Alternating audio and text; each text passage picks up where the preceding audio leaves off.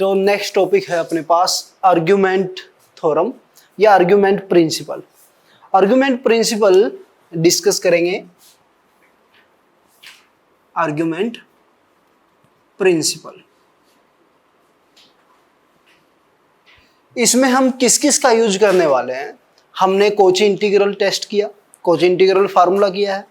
Kochi integral formula जब हमने किया तो हमने किया था 1/2 pi iota integration over any close curve C, और वो क्लोज कर्व क्या थी आपके पास, सी जो भी थी उस सिंगुलरिटी को इनक्लोज करती थी। सिंगुलरिटी को क्या करती थी, इनक्लोज करती थी। तो हमने किया था ये एफ जेड अपॉन में Z minus Z naught to the power 1 की हम बात कर रहे थे पहले। तो ये वैल्यू आई थी एफ ऑफ जेड नॉट के इक्वल, या फिर लिमिट वाले केस में limit Z approach to Z naught F of Z के इक्वल। और जब आपने हायर ऑर्डर डेरिवेटिव की बात की तो हायर ऑर्डर डेरिवेटिव के लिए यानी कि पोल ऑफ ऑर्डर n, तो उस केस में आपके पास या सॉरी n+1, इस केस में आपके पास ये जो आया था this was the nth derivative. क्या किया था आपने, nth डेरिवेटिव किया था किसका, एफ जेड का एट जेड नॉट। या फिर आपने इसको ऐसे भी लिखा हुआ limit Z approach to Z naught nth derivative of F Z, ऐसे भी डिनोट किया हुआ। तो रेजिड्यू वगैरह के केस में हमने अलग अलग तरीके से किया है। जब रेजिड्यू निकाला पोल ऑर्डर 2 का है या 3 का है, 4 का है, 5 का है, n ऑर्डर का पोल है या n+1 ऑर्डर का पोल है, तो हमने इस मेथड से किया। याद है सभी को। आज हम क्या कह रहे हैं कि अगर कोई फंक्शन है एनालिटिक है, अगर कोई फंक्शन आपके पास एनालिटिक है within and on a close curve C, किसी पॉइंट पे बात कर लेता हूं मैं, कर्व छोड़िए, ठीक है, कर्व की मैं बात नहीं करके, किसी पॉइंट पे वो क्या है, एनालिटिक है। अब दो बातें हमने आइडेंटिटी थ्योरम में पढ़ ली। वो क्या कि अगर आपके पास फंक्शन नॉन कांस्टेंट है, अगर नॉन कांस्टेंट फंक्शन है तो एक पर्टिकुलर वैल्यू अगर किसी पॉइंट पे आप निकाल रहे हैं, उनका सभी का सेट बना रहे हैं, तो वो सेट कैसा होगा, आइसोलेटेड होता है। कोई भी पॉइंट लिमिट पॉइंट नहीं बनता। जैसे कि मैं ऐसे लिख देता हूं, if F Z equal to 0, F क्या है, नॉन कांस्टेंट है। एफ क्या है, नॉन कांस्टेंट है। मैं उन सभी पॉइंट्स का कलेक्शन कर रहा हूं इस सेट एस के अंदर, उन सभी पॉइंट्स का कलेक्शन कर रहा हूं जहां पे एफ जेड क्या है, 0 है। क्या इस सेट के पास कोई लिमिट पॉइंट हो सकता है क्या, या टी समझ लीजिए, कल टी डिनोट किया था तो टी ही समझ लीजिए। क्या इसके पास कोई लिमिट पॉइंट हो सकता है, एफ नॉन कांस्टेंट लिया मैंने, अगर इसके पास लिमिट पॉइंट हुआ, इफ टी डैश क्या हुआ, नॉन एम्प्टी हुआ, तो according to identity first form क्या हो जाएगा, एफ जेड क्या हो जाएगा, 0 हो जाएगा। जबकि एफ क्या लिया है आपने, नॉन कांस्टेंट लिया। यानी कि जितने भी 0 होंगी, अगर कोई फंक्शन है आपके पास नॉन कांस्टेंट एनालिटिक फंक्शन है, तो उसकी जितने भी 0 होंगी सबकी सब आइसोलेटेड होंगी कि नहीं। यानी कि अगर आपके पास ये कोई आपके पास डोमेन है डी, एक फंक्शन है एफ जेड जो कि क्या दे रहा है, a1 पे भी 0 दे रहा है, a2 पे भी 0 दे रहा है, a3 पे भी 0 दे रहा, तो ये सबकी सब 0 क्या होंगी, आइसोलेटेड होंगी। यही होगा। इसी कंसेप्ट को लेके हम किसकी बात करेंगे, हम बात करेंगे आर्ग्यूमेंट प्रिंसिपल की।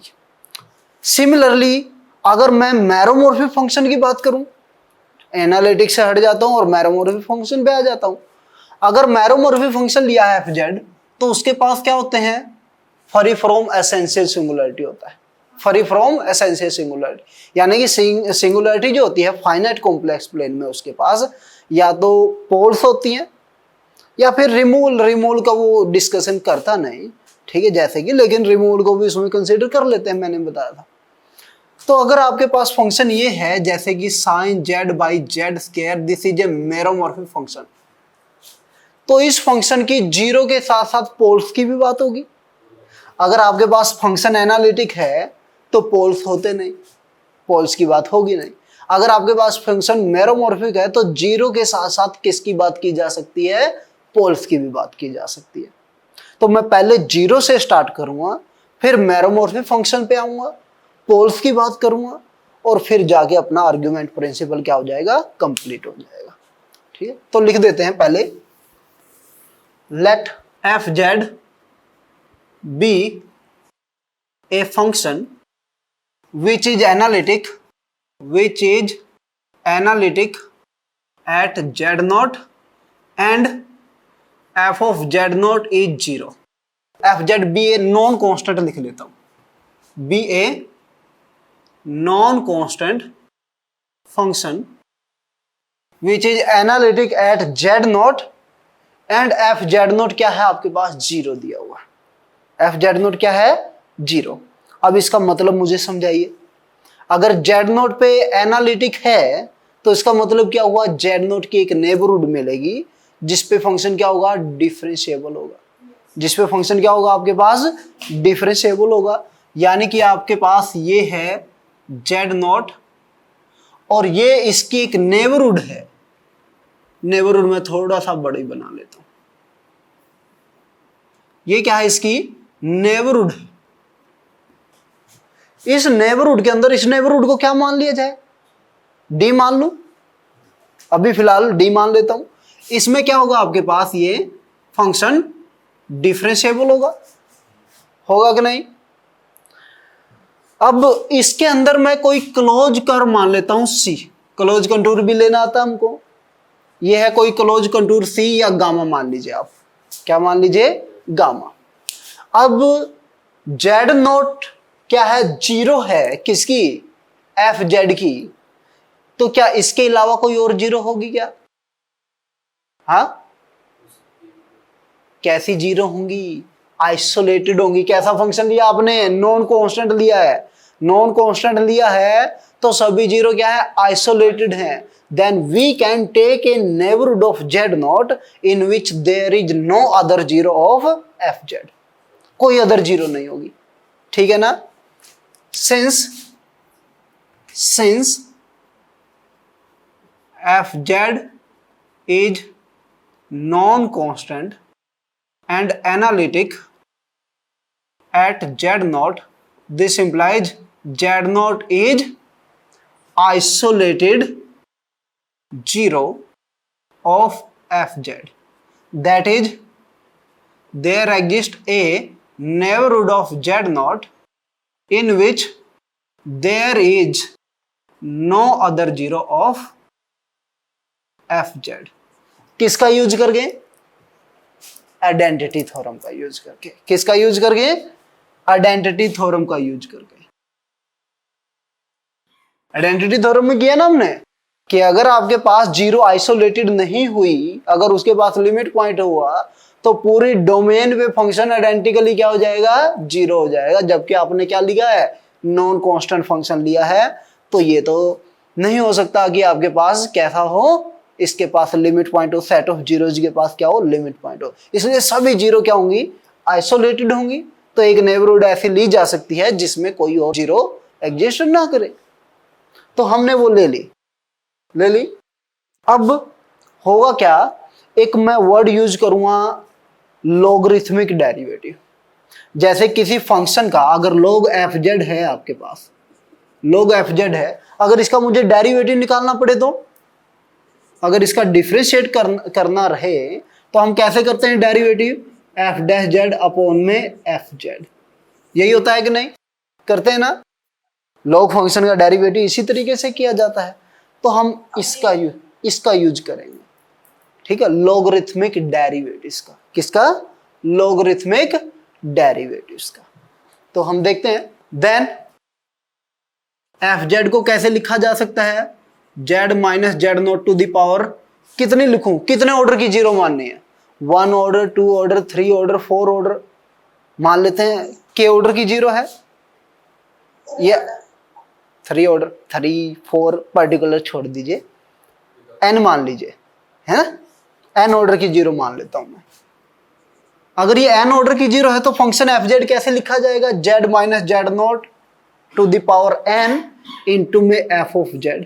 ऐसे लिखा जाएगा कि नहीं, where F Z naught not equal to 0, बोल सकते हैं, ठीक है ना बात। और ये कैसा होगा, साथ में एनालिटिक भी होगा, and F Z is analytic, क्योंकि एफ जेड क्या था, एनालिटिक फंक्शन था। जेड नोट पे मान लिया कि एन ऑर्डर की 0 है इसके पास, तो क्या होगा, Z minus Z naught to the power N, इसका क्या होगा, एक फैक्टर होगा। और फैक्टर होगा तो इसको कैसे लिखा जा सकता है, Z minus Z naught to the power N into में एफ ऑफ जेड लिखा जा सकता है, जहां पे एफ जेड जेड नोट पे 0 नहीं होगा। तो यहां पे that is F Z has a 0 of order n at z equal to Z naught. इस पे इतने ऑर्डर की 0 है, कितने ऑर्डर की, n ऑर्डर की 0। डेरिवेटिव करें, एफ डैश जेड क्या हो जाएगा, एफ डैश जेड हो जाएगा हमारे पास n इंटू में Z minus Z naught to the power n minus 1 F of Z as it is, plus Z minus Z naught to the power n F dash Z. ये हो गया। मैं फिर से मैं याद दिला दूं, मैं लोगरिथमिक डेरिवेटिव पे जाना चाहता हूं, किसके, एफ जेड के लोगरिथमिक डेरिवेटिव पे। और लोगरिथमिक डेरिवेटिव पे जाने के लिए इस इक्वेशन और इस इक्वेशन दोनों का यूज करेंगे हम। क्या कर सकता हूं मैं, डिवाइड कर सकता हूं कि नहीं, डिवाइड कर दीजिए, 2 डिवाइडेड बाई 1, तो क्या हो जाएगा, एफ डैश जेड अपॉन में एफ ऑफ जेड, ये किसके इक्वल हो जाएगा, डिवाइड करने के बाद ये क्या बनेगा, डिवाइड करने के बाद ये बनेगा n अपॉन में z माइनस जेड नॉट, और ये कैंसल आउट हो गए एफ डैश जेड अपॉन में एफ ऑफ जेड, यही होगा, हो जाएगा।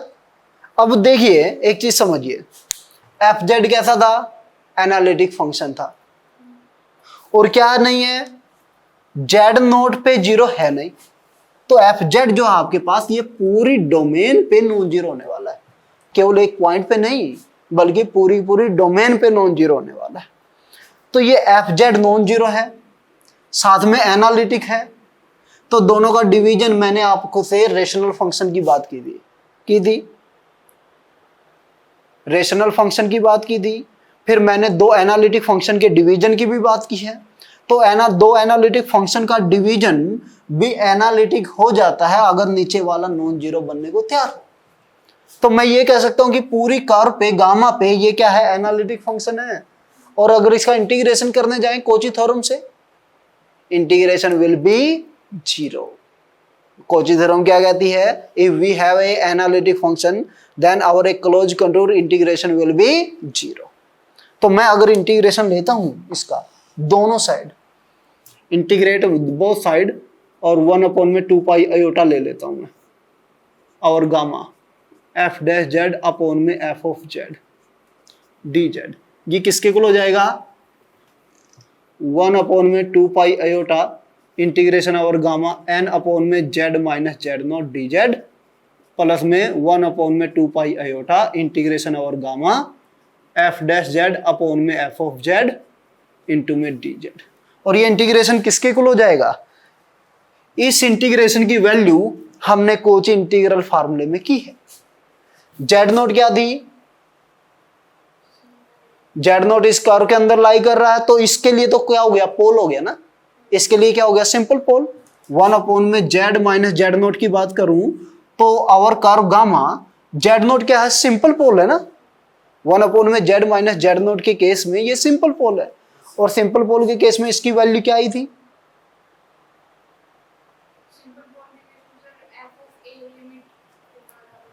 आप वाइंडिंग नंबर की तरह देखो इसको, या इसको ऐसे देखो, 1 अपॉन में 2 pi iota integration over f of z upon में Z minus Z not d z, ये किसके इक्वल हो जाता है, एफ ऑफ जेड नोट के इक्वल हो जाता है। ठीक है, यहां पे n बाहर निकाल दीजिएगा आप, n अपॉन में Z minus Z not d Z 1 upon में 2 पाई आयोटा, n बाहर, ये क्या बचा 1 ना, 1 की वैल्यू एट जेड नोट 1 ही होती है, तो ये क्या हो गया, n हो गया कि नहीं, तो इसकी वैल्यू क्या हो जाएगी आपके पास n, और इसका इंटीग्रेशन क्या हो जाएगा, ये तो एनालिटिक फंक्शन है, इंटीग्रेशन क्या हो जाएगा, कोची थ्योरम का यूज करके integration will be 0।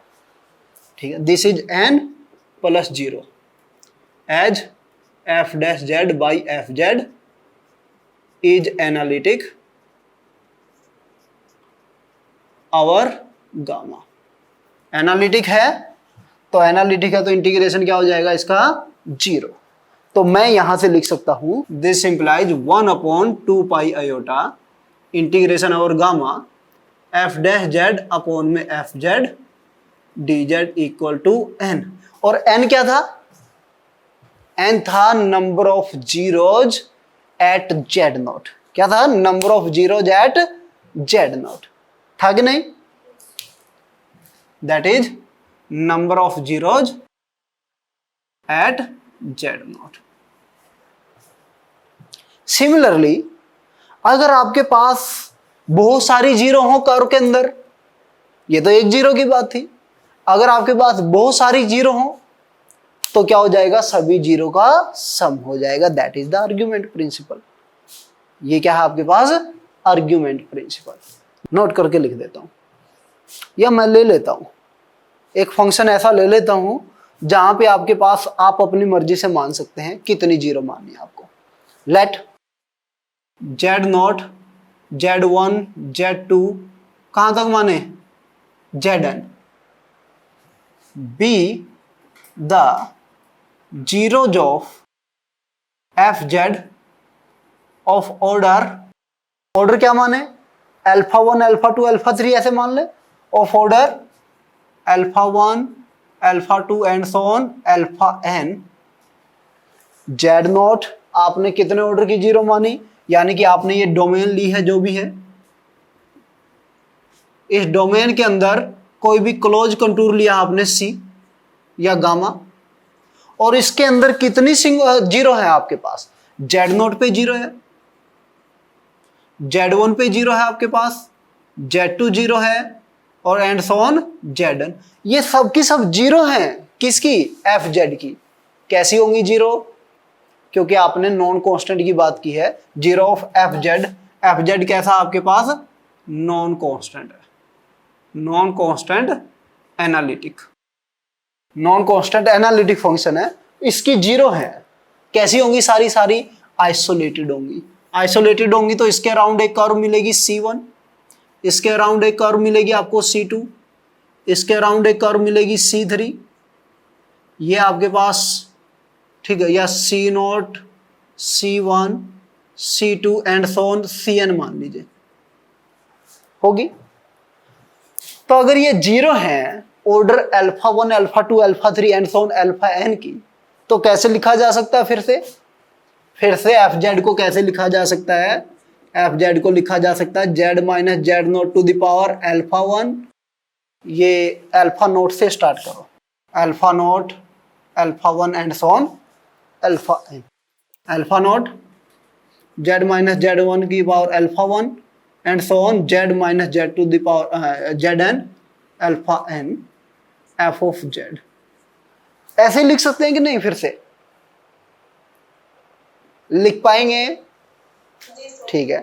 F Z zero होगा, अब ना जेड नोट पे जीरो हो सकता, ना ही जेड वन पे, ना ही जेड टू पे, कहीं पे जीरो नहीं होगा। Z naught Z one Z two and Z N पे कहीं पे जीरो नहीं है। Where F Z naught F Z one सबके सब ये non zero, F of Z N सबके सब ये नॉन जीरो।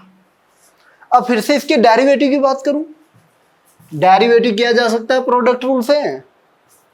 अच्छा बताइए मुझे डेरिवेटिव क्या आएगा, या डायरेक्ट मुझे ये बता दीजिए एफ डैश जेड अपॉन में एफ ऑफ जेड क्या आएगा, क्या आएगी ये वैल्यू। पहले जब इसका डेरिवेटिव करेंगे अल्फा नोट आगे आएगा, अल्फा नोट -1 हो जाएगा। उसी फैक्टर से जब डिवाइड करने जाऊंगा पूरे से, एफ जेड से डिवाइड कर रहा हूं ना मैं, तो क्या बचेगा अल्फा नोट अपॉन में जेड माइनस जेड नोट बचेगा। जब इसके रिस्पेक्ट में डेरिवेटिव करने जाऊंगा alpha 1 Z minus Z one की अल्फा 1 -1, जब पूरे से डिवाइड करूंगा नीचे क्या बचेगा, अल्फा 1 अपॉन में Z minus Z one. And so on. क्या हो जाएगा आपके पास, जब इसके रिस्पेक्ट में करूंगा तो अल्फा एन अपॉन में जेड माइनस जेड एन, और जब इसके रिस्पेक्ट में करूंगा तो ये सारे कैंसिल आउट हो गए, एफ डैश जेड अपॉन में एफ ऑफ जेड। किसी को कोई प्रॉब्लम है तो बताओ, यही होगा। 2, 3 के लिए आप अप्लाई करके देख लो ना। आप जब इसके रिस्पेक्ट में करेंगे तो अल्फा नोट आगे Z minus Z naught to the power alpha naught minus 1, बाकी तो एज इट इज रहेगा। जब इसी से डिवाइड करूंगा पूरे से तो क्या हो जाएगा, अल्फा नोट अपॉन में जेड माइनस जेड नोट बचेगा। ठीक है, ठीक है। तो क्या मैं इसको ऐसे लिख सकता हूं, समेशन अल्फा आई अपॉन में Z minus Z I from 0 to n plus में एफ डैश जेड अपॉन में F of Z and integration 1 upon में 2 पाई आयोटा और दिस क्लोज कर्व जो आपने गामा ली है एफ डैश जेड अपॉन में f z d z, ये किसके क्लोज आएगा, ये इंटीग्रेशन तो फिर से 0 एनालिटिक होने की वजह से, और ये क्या हो जाएगा, summation I 1 to n as it is alpha I बाहर 1 upon Z minus Z I का जो इंटीग्रेशन हो जाता है क्या हो जाता है, 1 हो जाता है। ठीक है, यही आएगा कि नहीं, यही आएगा। चलो,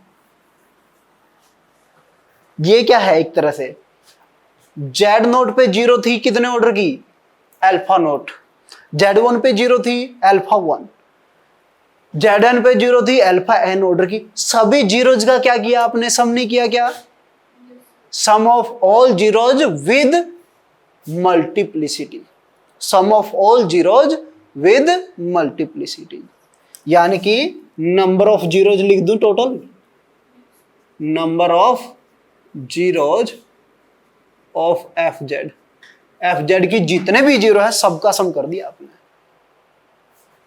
this is the argument principle. Question लिखिए आराम से, लेट पी जेड या एफ जेड मान लेता हूं, F Z equal to sine Z, then find F dash Z upon में एफ ऑफ जेड और gamma, where gamma equal to mod Z equal to pi by 2, क्योंकि कर लेनी थी ना मुझे, क्लोज कर लेनी थी। तो यहां पे mod Z equal to pi by 2 यानी कि ये हो गया आपके पास, ये है गामा। अब आप देखिए एफ जेड जो है आपके पास, एफ जेड जो है ये साइन जेड है, कितनी जीरो है इसकी, इसमें कितनी जीरो है, हमने क्या देखी थी, नंबर ऑफ जीरोज की बात की थी ना। क्या इसमें कोई पोल है, अभी तक पोल का तो डिस्कशन नहीं। मैंने किसका डिस्कशन किया अभी तक, एनालिटिक फंक्शन का डिस्कशन किया। किसका डिस्कशन किया है, एनालिटिक फंक्शन का। ये एनालिटिक है कि नहीं है, इंश्योर हो जाइए एनालिटिक है। तो इसके पोल्स तो होंगे नहीं, केवल जीरो की बात करेंगे। जीरो क्या कहां है, कितनी जीरो है इसमें, इसमें कितनी जीरो है, ये है पाई बाई 2, ये हुआ माइनस पाई बाई 2, ये हुआ 0। कितनी जीरो है साइन जेड की इसमें, केवल एक जीरो है, 3 नहीं, एक जीरो है। क्या पाई बाई 2 में भी जीरो हो जाता है क्या, ये जीरो, एक जीरो है। तो मुझे बताइए अभी इसका यूज करते हुए कि इसकी इंटीग्रेशन की वैल्यू क्या हो जाएगी, एफ डैश जेड अपॉन में F of z d Z 2 pi iota into 1 यानी कि 2 पाई आयोटा। क्लियर है, 1 अपॉन में 2 पाई आयोटा इसकी थी ना नंबर ऑफ जीरोज के इक्वल। अब इसकी वैल्यू क्या हो गई आपके पास, 1। नंबर ऑफ जीरोज कितनी है, 1 है, तो ये क्या हो जाएगा 2 पाई आयोटा के equal. Second case, gamma mod Z equal to 3 pi by 2, अब कितनी जीरो है इसके अंदर? जीरो है, पाई है, माइनस पाई है, 3 जीरो है। तो इस इंटीग्रेशन की वैल्यू क्या हो जाती है? एफ डैश जेड अपॉन में F of z d z, और गामा किसके इक्वल हो जाता है? 2 पाई अयोटा इंटू में नंबर ऑफ जीरोज कितनी है? 3 है, तो 6 पाई अयोटा। ठीक है, ओरिएंटेशन चेंज कर देंगे तो क्या हो जाएगा? नेगेटिव साइन आ जाएगा। ठीक है, पॉजिटिव सेंस में ले रहे हैं आप। किस में ले रहे हैं? पॉजिटिव सेंस में। ये जब मैं मेंशन नहीं भी करता तो अंडरस्टूड है, जब भी मैं कर लेता हूं ओरिएंटेशन इन पॉजिटिव सेंस, यानी कि एंटी क्लॉकवाइज। चलिए मैं इंट्रोड्यूस करता हूं अब पोल। ठीक है, क्या करता हूं? अब पोल भी इंट्रोड्यूस करता हूं। फिर कैसे कैसे चेंजेज होंगे इसको मैं यहां पे नोट करके लिख देता हूं। Here F dash Z by F Z is logarithmic derivative